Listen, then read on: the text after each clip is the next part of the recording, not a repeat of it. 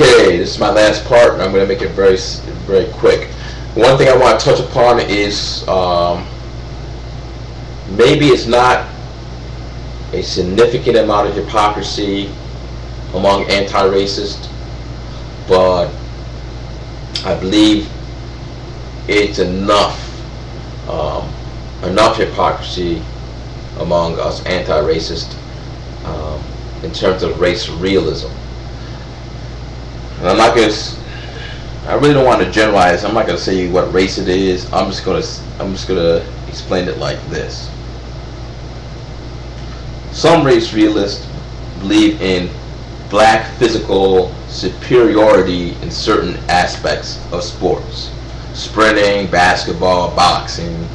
They attribute this to twitch muscle fibers, or certain muscle fibers in so-called West Africans, that they attribute higher performance among blacks because blacks have overrepresented in basketball, overrepresented in boxing, certainly overrepresented in sprinting.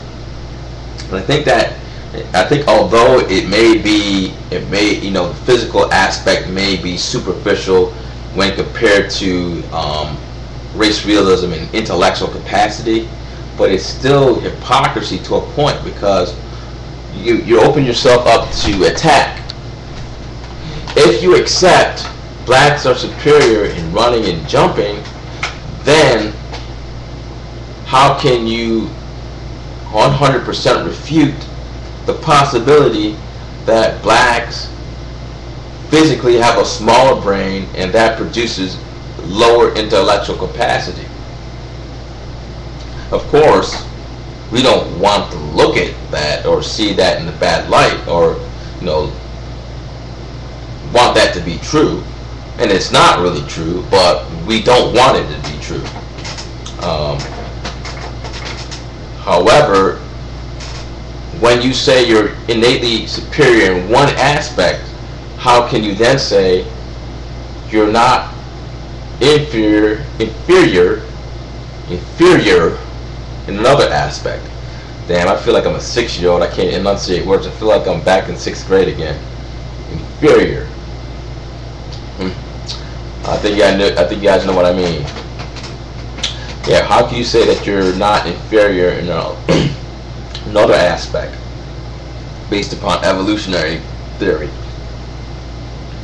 I mean,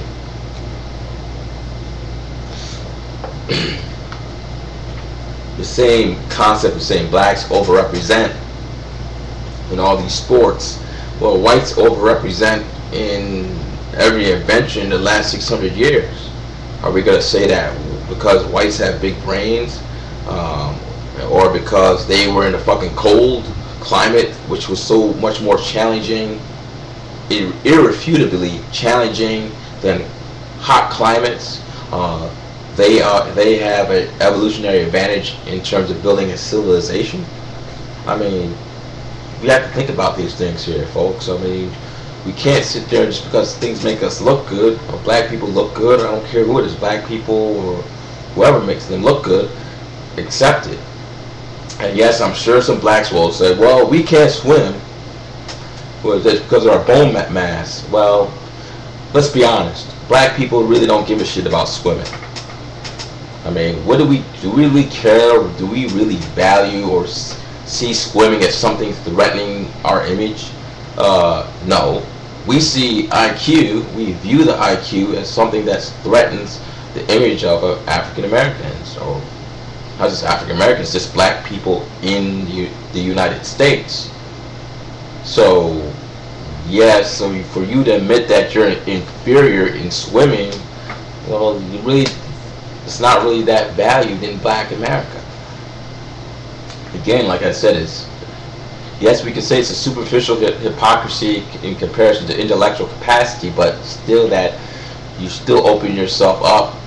I mean, you open yourself up to attack from race realists that believe that intellectual capacity in terms of IQ, it has an evolutionary theory behind it, racial evolutionary theory.